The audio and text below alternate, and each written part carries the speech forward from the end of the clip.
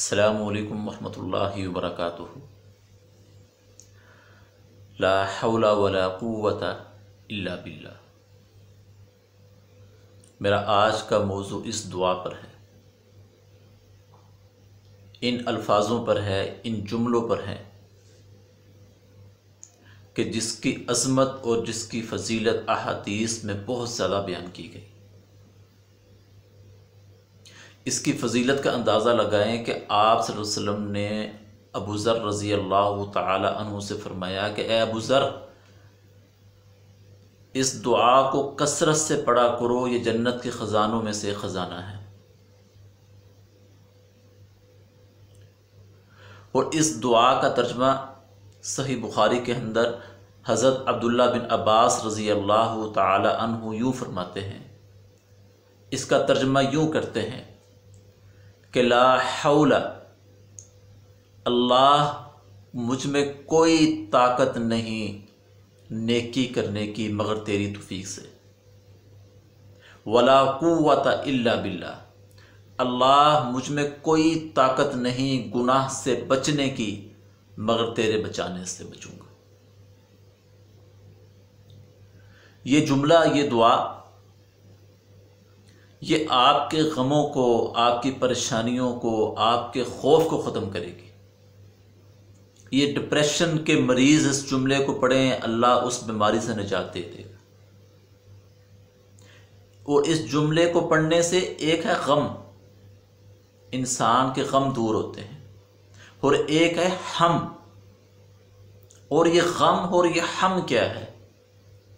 غم وہ ہے کہ جس کا سبب معلوم ہو۔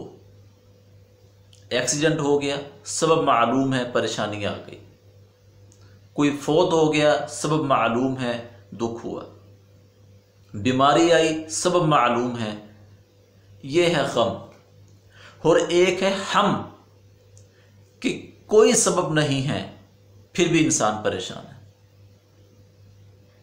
شاید آپ میں سے کوئی ہو یا آپ نے لوگوں میں سے دیکھا ہو، ہمارے بھی تجربات میں یہ چیز آئی ہے کہ اکثر لوگ بتاتے ہیں کہ قاری صاحب پریشانی کوئی نہیں، اللہ کا دیا ہوا سب کچھ ہے، لیکن پھر بھی دل اداس رہتا ہے، پریشان رہتا ہے، سمجھ نہیں لگتی۔ اس کو کہتے ہیں ہم۔ یہ غم اور ہم، ان دونوں بیماریوں کا علاج ہے لا حول ولا قوت الا باللہ۔ اس کی اتنی فضیلت ہے، اور اسی جملے کو آج ہم نے معمولی بنا لی۔ جس جملے کے بارے میں کائنات کے مصطفیٰ نے اتنی فضیلت بیان کی، اس کو پڑھنے کی اتنی برکت بیان کی، اور آج ہم نے اسی جملے کو یا تو پڑھنا چھوڑ دیا یا ہم نے اس کو بہت معمولی بنا لیا۔ اور معمولی کا اگر میں ترجمہ کروں تو وہ یہ بنتا ہے کہ آج ہر فضول بات کے اندر لا حول ولا قوت الا باللہ کو شامل کر لیا گیا، ہر بیہودہ بات کے اندر لا حول ولا قوت الا باللہ کو شامل کر لیا گیا۔ اب اس سے زیادہ معمولی اور کیا ہو سکتا ہے؟ اور اگر ہم اس کی فضیلت کی طرف دیکھیں تو حضرت عبداللہ ابن عمر ابن عاص رضی اللہ تعالی عنہ فرماتے ہیں کہ آپ صلی اللہ علیہ وسلم نے فرمایا، زمین میں جو بھی یہ جملے کہہ دے، یہ کلمہ کہہ دے، کون سا؟ لا حول ولا قوت الا باللہ، تو یہ اس کے گناہوں کا کفارہ بن جائے گا۔ مسند احمد کی روایت ہے، چاہے کہ اس کے گناہ سمندر کے جھاگ کے برابر ہوں۔ اب پڑھنا یہ ہے، الفاظ یہ ہیں، اس کے اندر یہ الفاظ موجود ہیں، لا الہ الا اللہ واللہ اکبر، سبحان اللہ والحمد للہ، لا حول ولا قوت الا باللہ۔ یہ دعا ہے کہ جو انسان اس دعا کو پڑھتا ہے زمین میں، یہ دعا، یہ جملے اس کے گناہوں کا کفارہ بن جائیں گے، چاہے کہ اس کے گناہ سمندر کی جھاگ کے برابر ہی کیوں نہ ہو۔ لا الہ الا اللہ واللہ اکبر، سبحان اللہ والحمد للہ، لا حول ولا قوت الا باللہ، لا الہ الا اللہ واللہ اکبر، سبحان اللہ والحمد للہ لا حول ولا قوت الا باللہ۔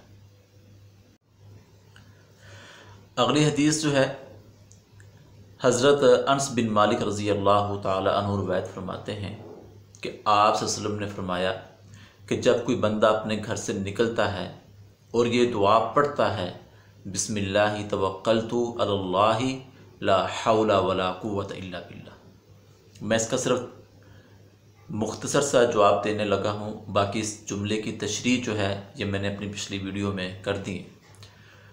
تو اس کو جواب دیا جاتا ہے اللہ کی طرف سے کہ تیرے لیے یہی کافی ہے، تیری کفایت کر دی گئی، تیری رہنمائی کر دی گئی اور تجھے تکلیفوں سے بچا لیا گیا۔ کس قدر فضیلت والا جملہ ہے، لا حول ولا قوت الا باللہ۔ اسی طرح مسند احمد کی روایت ہے، حضرت قیس بن سعد بن عبادہ رضی اللہ تعالیٰ عنہ فرماتے ہیں کہ ان کے باپ نے مجھے آپ صلی اللہ علیہ وسلم کی خدمت کے لیے بھیجا، میں آپ صلی اللہ علیہ وسلم کا خادم بن کر آیا۔ میں جب آپ صلی اللہ علیہ وسلم کے پاس پہنچا مسجد میں، اور میں نے پہنچ کر 2 رکعت نماز کو ادا کیا۔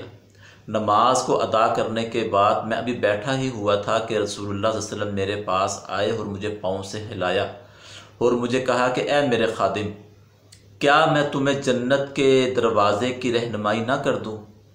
تو میں نے کہا کہ جی رسول اللہ صلی اللہ علیہ وسلم۔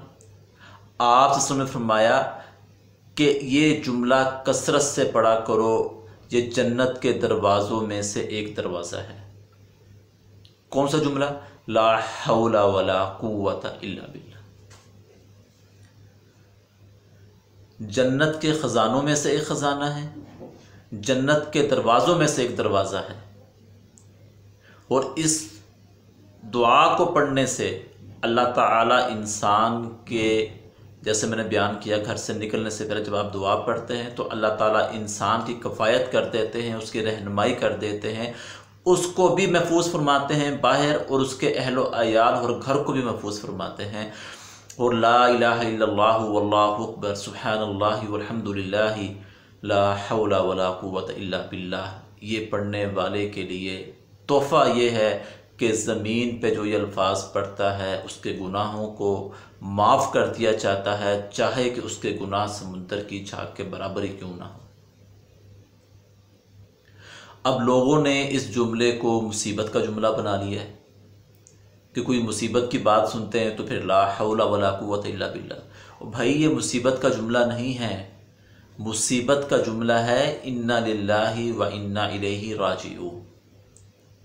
یہ تو ویسے پڑھنے کے لیے حکم دیا گیا ہے کہ تاکہ انسان اس کو پڑھے اور پڑھنے کے بعد اس بات کا اقرار کرتا رہے کہ اللہ میں کمزور ہوں، میں عاجز ہوں، مجھ سے نیکی نہیں ہو سکتی جب تک تیری توفیق نہ ہو، اور اللہ میں گناہوں سے نہیں بچ سکتا جب تک تیری رحمت نہ ہو۔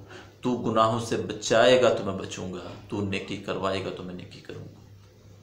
اللہ سے دعا ہے اللہ تعالی ہمیں اس جملے کو کثرت سے پڑھنے والا بنا دے۔ وآخر دعوانا الحمد للہ رب العالمین۔